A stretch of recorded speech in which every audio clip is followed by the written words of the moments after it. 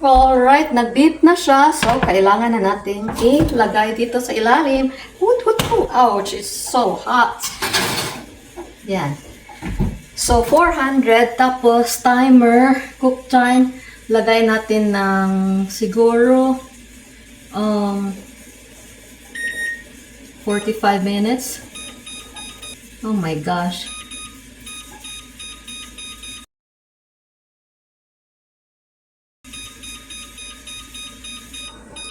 Yan, 45 and then start. Yan. Maghintay-hintay lang tayo.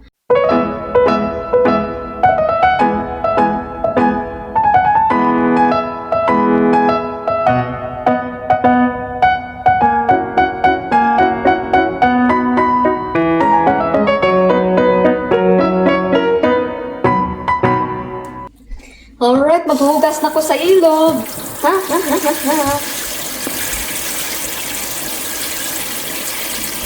But first ay, bakit itong sabon dito?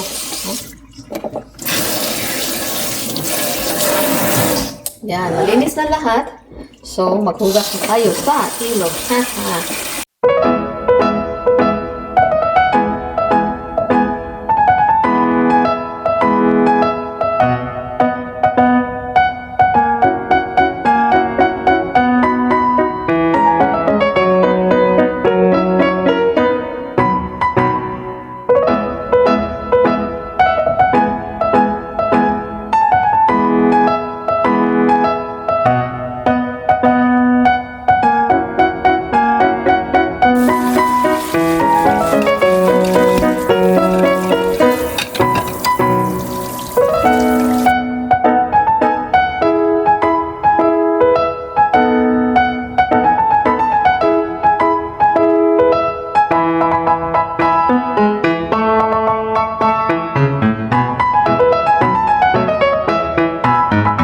Magdi-drip lang yan dyan. And then, ito namang ano, dito, oh.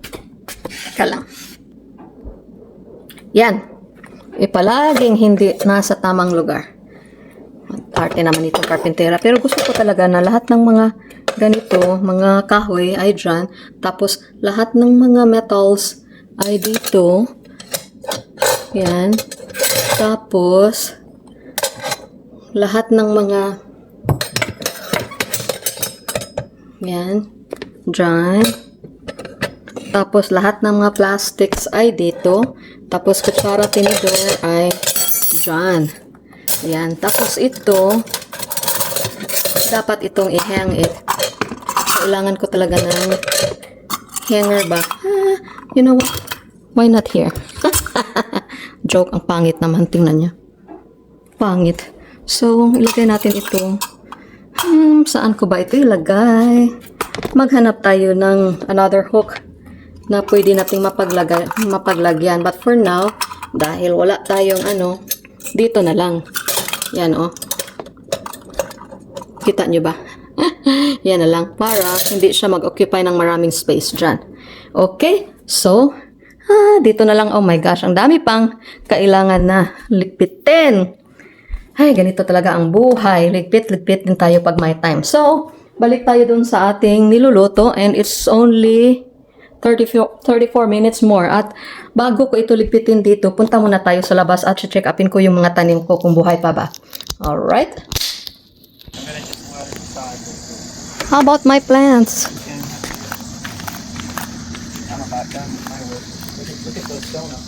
Is it done? 3 more bags? Tingnan nyo guys, oh. Nandyan na yung malaki. 1. Kala siguro ng mga deer, hindi ko kinakount yung mga fruits ko. 2. Yan, where's the third one? 3. Tapos yung mga maliliit na hopefully hindi matanggal, mahulog. 1, 2, 3, 4, 5, 6. Ang dami nila guys. 7, 8, 9, 10. Tapos 11, 12, 13, 14, 15, 16, 17. Na-count ko na ba ito? Ewan ko, I couldn't keep count. 18, 19, siguro mga 20 sila. So, woo. Yan. So, tapos, ano na naman ako, fertilizer naman ako. Kasi, kulang ng fertilizer. Dapat pala, 7 to 14 days ay ipi-fertilize na. So, so far, wala pa namang kinain ng mga deer kasi alam nila na may ng coyote dito. Tapos, itong aking lime or lemon or whatever, ewan ko kung ano ang kapaglalagyan nito. Pag hindi ka mamumunga this year, ay ipamimigay kita. Alam mo ba yan? Ayun ako, mag-ano muna ako guys. Mag-fertilize muna ako. A few moments later. I'm starting to get tired.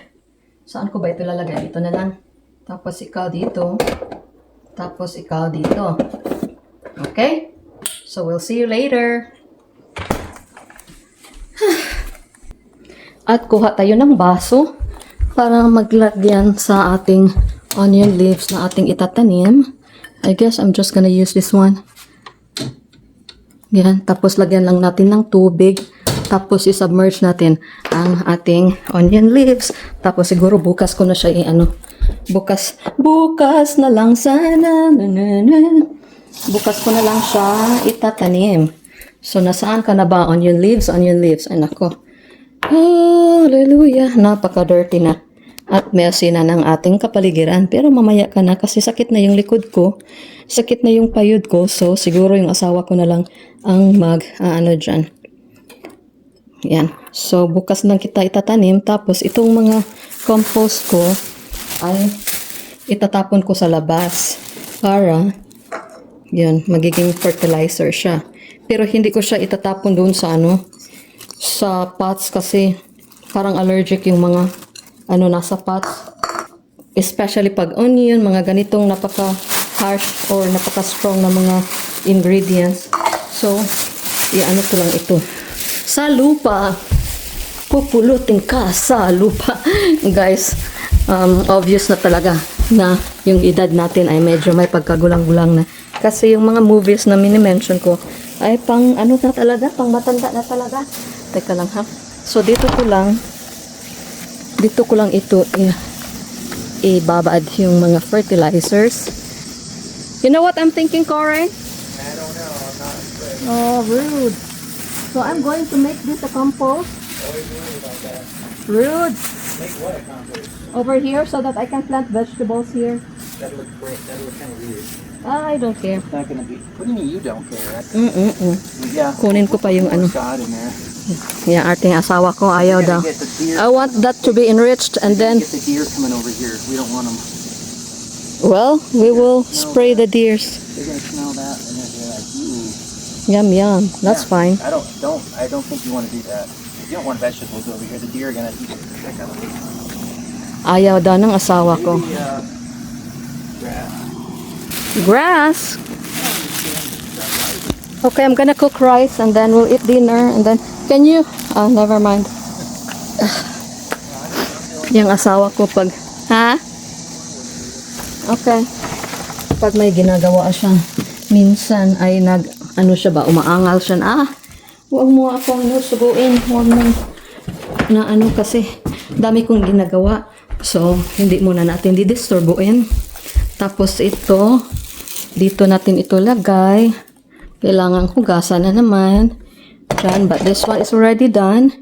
Tapos itong ating balik ka sa pinanggalingan mo. Dyan.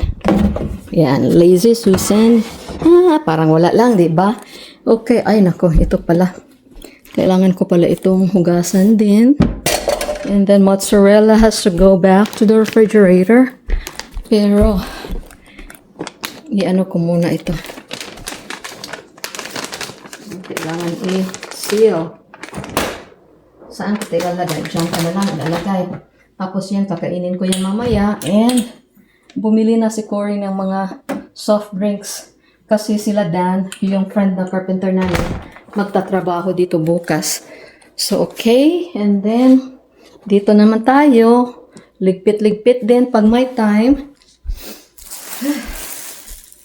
Okay. Daming ligpitin. So ito, itatapon ko na lang ito doon. Kaso lang ayaw ni Cory kasi mga deer daw. Oh, so hindi ako pwedeng magtanim doon. And then ikaw, ewan ko kung anong gagawin ko sa iyo. Lagay lang natin ito dito. For now.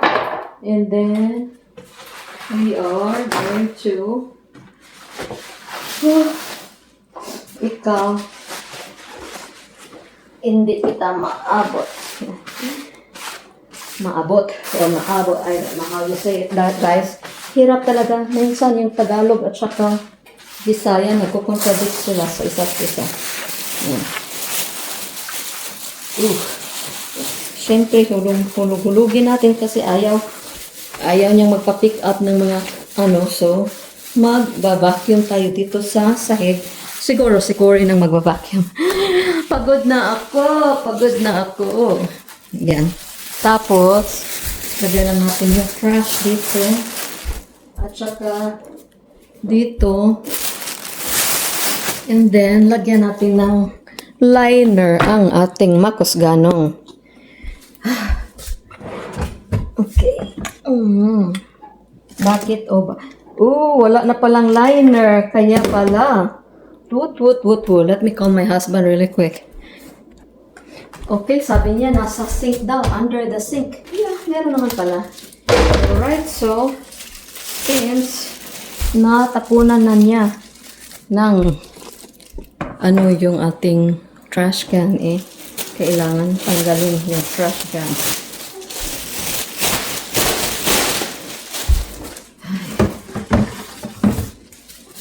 At lang itong teka lang ha. Ewan ko kung makita nyo ako, but kasi lang itong lagay sa ganito ang buhay Amerika, guys. Cook ka na, basurero pa, gardener pa, at ano pa ba? At iba pa. Yan. Tapos, ilagay natin itong liner dito.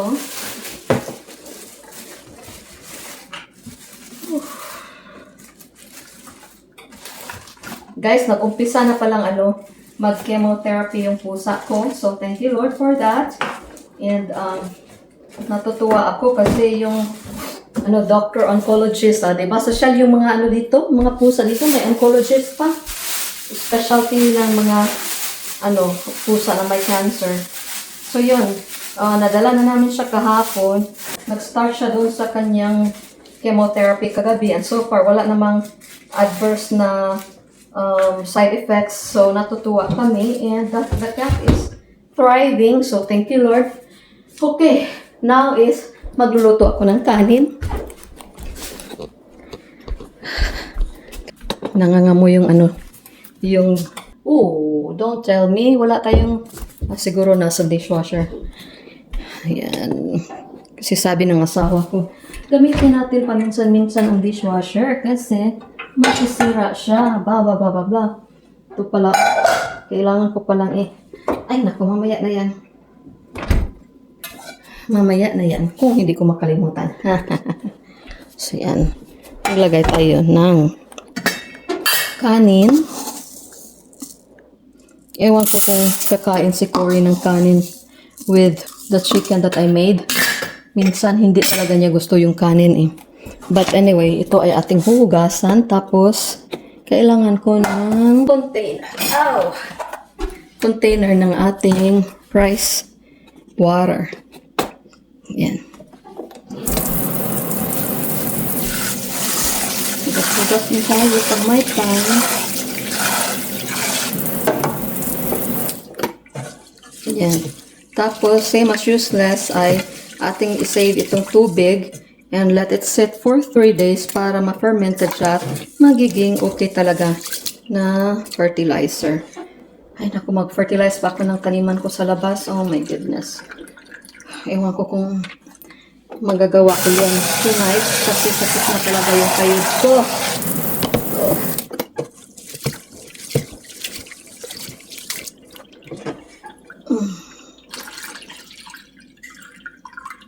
Yan. Tapos, we will just let it sit Dito, sabi ni Corey, huwag mo ilagay dyan kasi ugly tingnan. Say, ako, sa Pilipinas na walang kapaglalagyan. Yan. Tapos, ay atin na siyang lulutuin. Dito na lang siguro. Tapos, single pane yung gagamitin natin. So, yan. Diyan. At magluto-luto ka lang muna dyan. Pero, ewan ko kung nasaan yung taklob niya. Taklob. Is this it? No? Yeah. Woot. So, rest muna ako. Okay, nag-beep na siya. So, tingnan natin kung anong kainin at nanang linuluto ko. 1, 2, 3, tadang! Mukha namang siya. Okay siya. O, tatawagin ko na asawa ko para kakain kami. But first, magpe-prepare muna ako sa table. Diyan ka lang muna.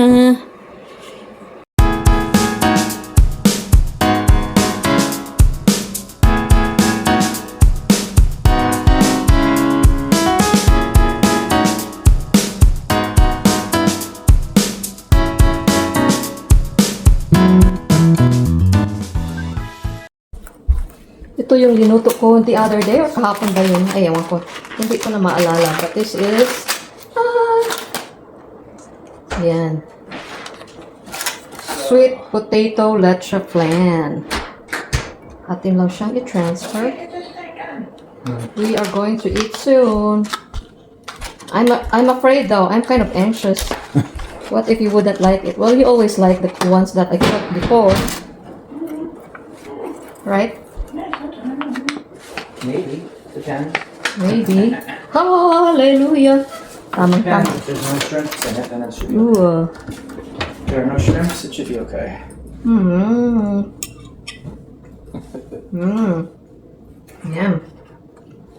Tapos ito. I don't think I can eat much yet. I think. You gonna stay over? No, you gotta come out. You can't. Alright, come here, mister. Is this even cooked? So I made 2 different kinds. I think this one. Can I have your plate, please? It's small amount for now. We'll save some for Tim. And then, okay. I will put a little sauce on your rice because I know that you're so arty you wouldn't eat. Just a little on one side and then you just add sauce if you like more. Okay, so what is this? Let me check. Oh, this is the one that's the original recipe. And then we have a different kind that I experimented. I don't know where's the original. But you start with that first. Okay, come here now. Let's pray. Okay. All right, let's pray. Father God, we thank you for this food and may this will give nourishment to our body, Father God. We remember those who have none to eat, Father God, those who are hungry and those who are sick and those who need you, Lord God. I pray that you would help them, Lord, and they will seek you with all their hearts, Father God. Praying for our friend who just lost a brother and a sister. I pray, Father God, that you would comfort them. In Jesus' name I pray. Thank you for this food. Amen. All right, you can check. Oh my gosh, I'm anxious. What's in it though? I just taste it. I'm afraid to know what's in it. For all the viewers, I'm worried about what's in it. There could be shrimps all over here. Shrimp. What is it? Can I have my thought for it? Oh. I don't know if this is the one. My gosh, I'm anxious. Careful.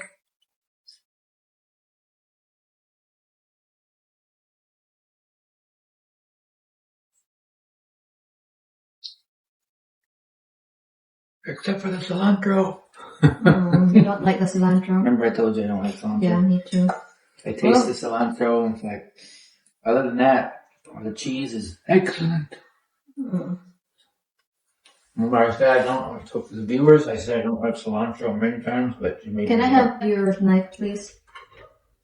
Yeah, I don't like cilantro at all. Why'd you ask for it? Well, it's in the Well, do you want to recipe. put it in there? Here, Bart. This one is a different kind. Alright, too much. Okay, here. I'm afraid though. Does that have cilantro? Yeah, everything has cilantro. So, After I mentioned it 3 times, I don't like cilantro. well, Because it's to me, it's kind of like a bitter taste. yeah.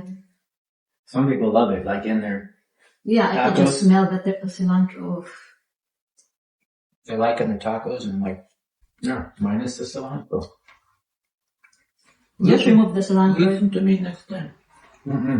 You can remove the cilantro. No, it's all it's throughout everything. But other than that, is it okay? Yeah, I mean the cilantro is good for you. It's a green vegetable. Yeah. A leafy plant, whatever. I mean, it's not bad for you. It's just, I'm telling you. I don't Yeah, there like are so many in the comments that, why did you put cilantro? Yeah, do something like that. Some people really like it. Like it's a big in Mexican food, but I don't like it in Mexican food. Oof.